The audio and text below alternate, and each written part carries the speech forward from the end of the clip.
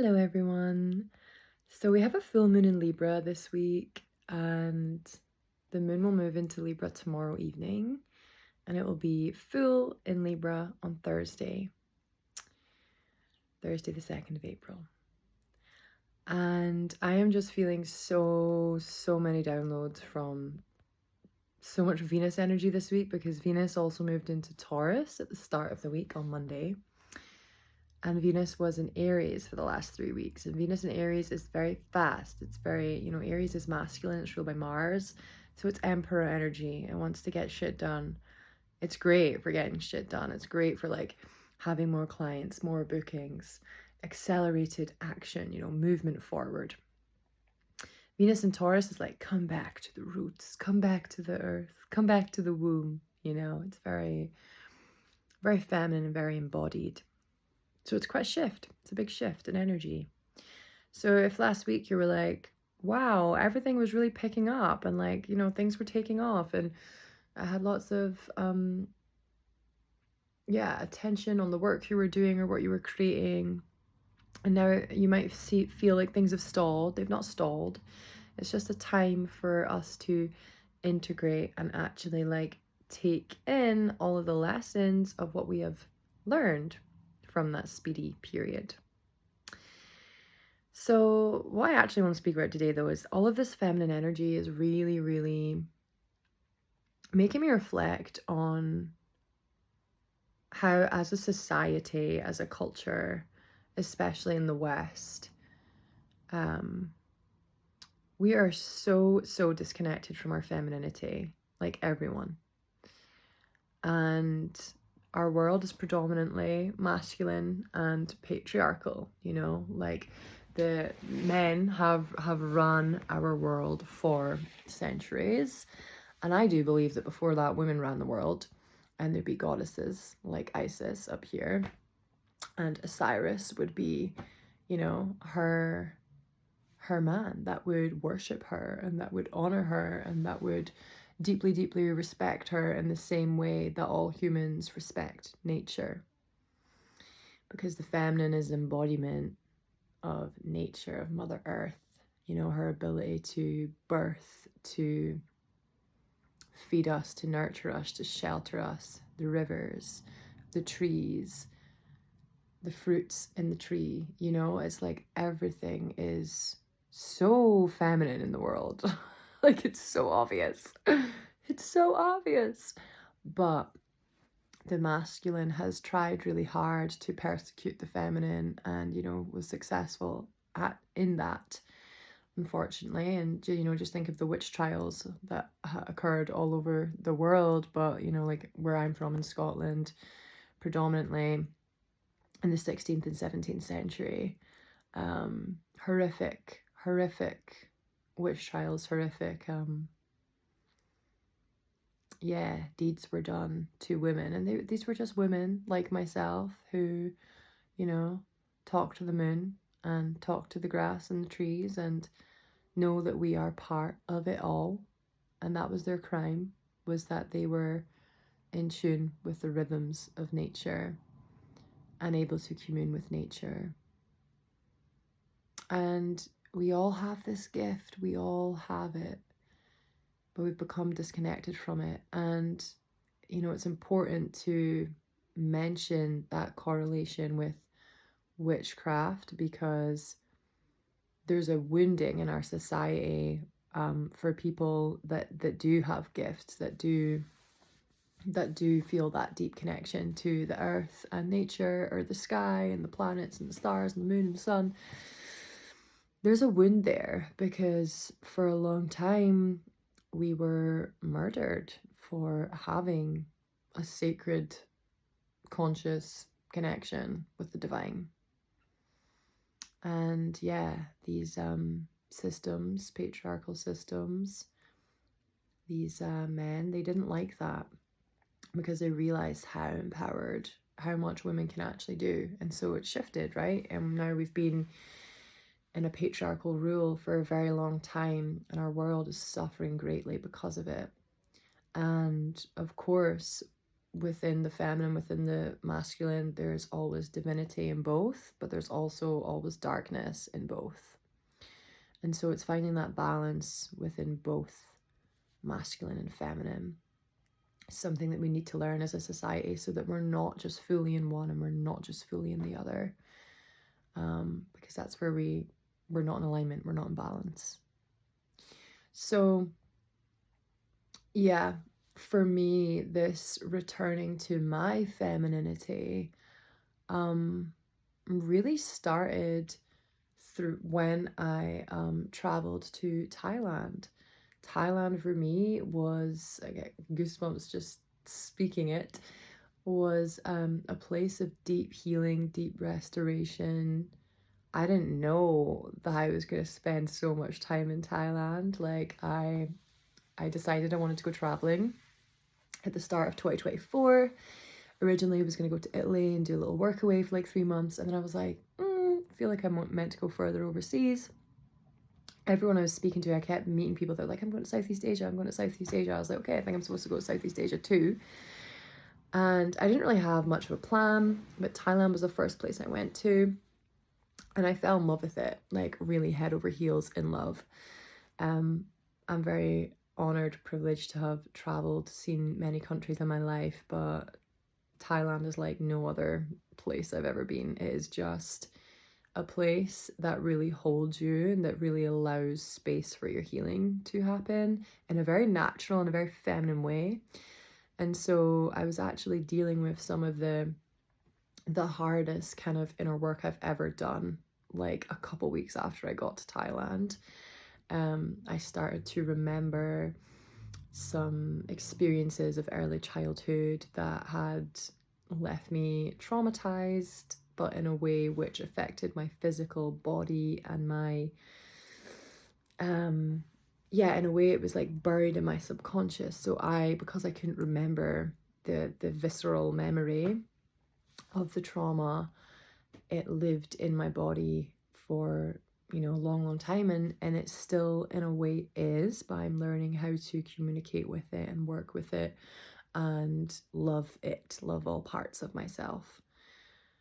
So for me, Thailand allowed me to connect with my femininity, because I was no longer in this fast-paced hamster wheel race of like just what life feels like in the UK. And you know me, I don't work a 9 to 5. I'm self-employed,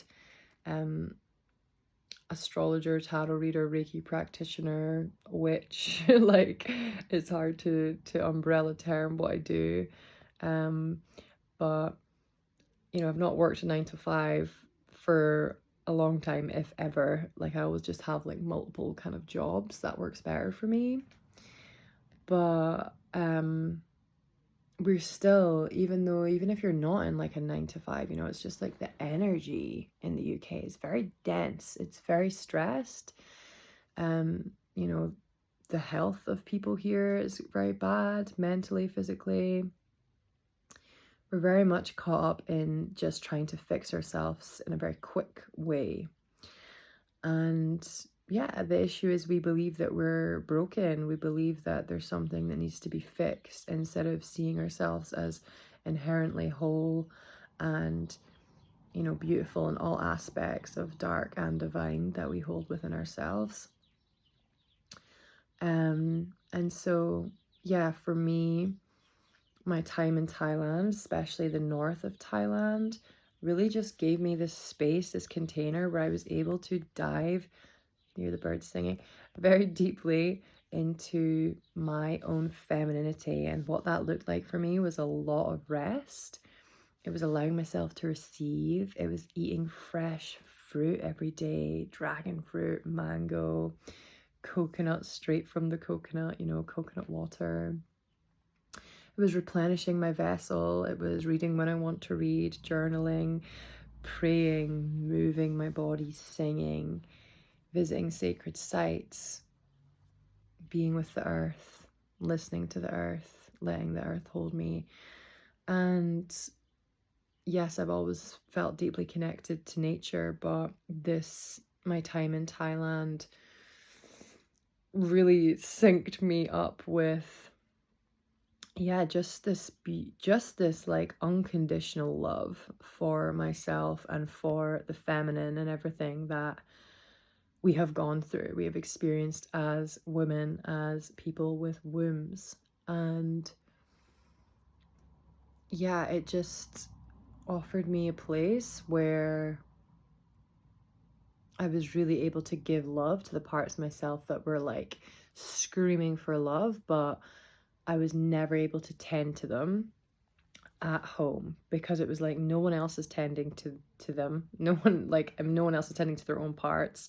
It's almost like, you know, like self-care is something that we just don't really understand, like in the UK, or it's something that's bought. It's like, oh, self-care is like spending £100 on a spa day, or getting your nails done, or going on a shopping spree. And like, really, self-care is simple. It's listening to your body. Like, it doesn't require money. It really doesn't. And it's funny because, you know, Thailand's very cheap, so like the cost of living there is super cheap compared to the UK. I was able to live a very abundant life, and just live in a way that really honored the pace that my body, my system is already set in, but the environment in the UK doesn't really match that, and so it's harder to stay rooted in that, you know, in that feminine flow and in that slow living vibe, which I embody. That's my way of life. Being in Thailand, it was like suddenly like, oh, this is how people live here. Like, this is their way of life. This is their culture, you know? And I'm so grateful for the land. I'm so grateful for the people. I'm so grateful for just everything that I experienced there. And it's definitely a country that I will return to.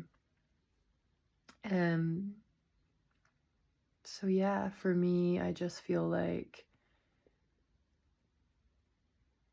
the places that we go to, you know, they all carry a frequency. And when you're open enough, this is why being in your feminine is such medicine, because it's softness, it's slowness, it's sensuality, it's presence, it's care, and it's everything that our world needs, and that society and that people need of all ages. You know, we all need that. We need to return to that.